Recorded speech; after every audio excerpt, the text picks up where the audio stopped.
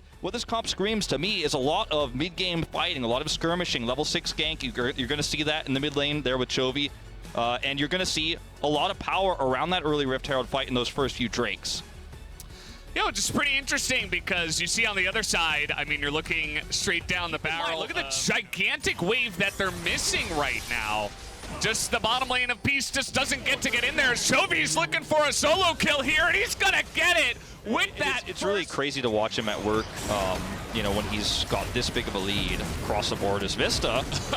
Maybe a little bit too overzealous there, my good friend. As in goes the Tristana, and she's going to come out as well. Vista getting a little bit too excited as here comes Talia, though, looking to get the kills. There's the smite, and there is the second one going extremely safe. Will be Bob and Visitachi.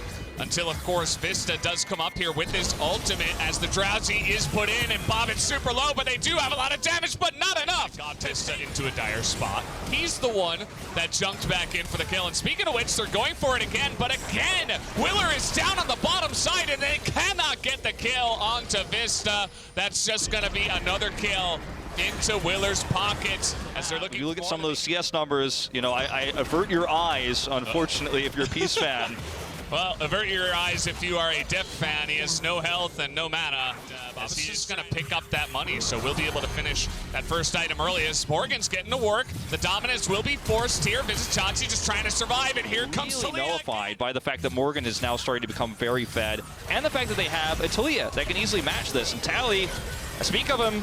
Okay, here we go. Willer getting jumped on, but Morgan is only going forward. Willer is in so much trouble as the 2v1 will come into effect. Here comes the rotation from the side of Hanwha Life, and Jept is here, and again, he is the scariest member. Where did that guy go? As poor Chovy has read into this, and I think that map vision control to the side of Hanwha Life is helping them identify that rotation. Yeah, just a missed ward there. Unfortunately not able to sweep that one away. They stand on it. And you can see Morgan is just getting free pushed with this Herald that was taken earlier, just moments ago, and no one is responding to this at the moment. Willer is here too, and the problem with the Aurelia split push is, yes, you can get a little bit done here, but you're always under fear that Willer is going to appear. When you don't know where he is, he can engage from so far away with the Weaver's Wall that you really have to respect it. Not to mention that, of course, Misfortune, with her passive, is going to be able to rotate around the map. I knew that Depth was itching to just use that ultimate because, I mean, why not? Well, we're going to see Peace go for one last try here as see you later, Bobbin just immediately gets blown up by the Misfortune.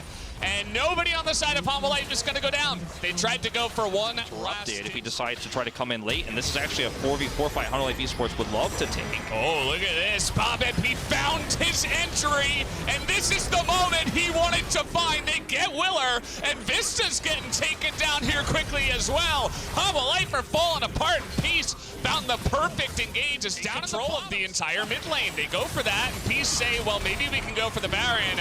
I don't know if they have fast enough Baron damage at this point in time, as there is a ward in the pit, and Hanwha Life will be looking for the follow-up. It's going to be the turn from the side of Peace as they are looking for the kill on the Morgan, but that's not going to work out as the bolt time comes in. It does huge damage from over the wall. Hanwha Life will clean up the river fight, and now they can take that Baron. I mean, look, if you're Peace, you're running out of money, you're at the casino, you're going to bet it all on purple, and there's no real great play to make here. You can't get back to defend your base quickly enough against the onslaught that is the mid push that Hanwha Life Esports have. You know they have vision on the Baron. You know you probably don't have a fast enough clear, but if they hesitate, if they choke for just a minute, maybe you get a free Baron, you get those empowered recalls, you can turn the game. It does not happen, but you can't fault them for trying. Well, not this time around, as Willer and Morgan will be able to run down Bobbip. And you can see that Peace were desperate to try to take this Mountain Soul away from Hanwha Life, at least deny it for yet another Drake, but it's not going to happen. They rotate over the power of Talia and her Weaver's Wall for Worlds, but now it's becoming more and more apparent with every game we see it, just how powerful that ultimate can be. But let's take a look At the teleport, as Hanwha want to go forward, that is going to be the curse of the Sad Mummy on 3, and in goes Vista. The flank tries to go on Chovy, but he has a stopwatch, and that will be enough to save his life and win this game for Hanwha Esports. Peace are routed. They have nowhere to go. Violet is trying to survive here in the pit, and he will be able to, but only him as Aladoric. Oh, what? He let him live. What a nice guy. Actually let him live, and he walked away. There you go. Okay, well, that's going to be game number 1, easily going into the hands of Hanwha Esports. Big control going over to Chovy. This is the Hanwha Esports that LCK fans were hoping to see dominate play-ins. It was a rocky start. They had a 1-1 here at the beginning of this group, but they're able to take Peace out handily. So much control in the bottom lane. Violet hiding in the fountain there at the end of the game felt kind of like a metaphor for, unfortunately, how this AD carry player had to play the entirety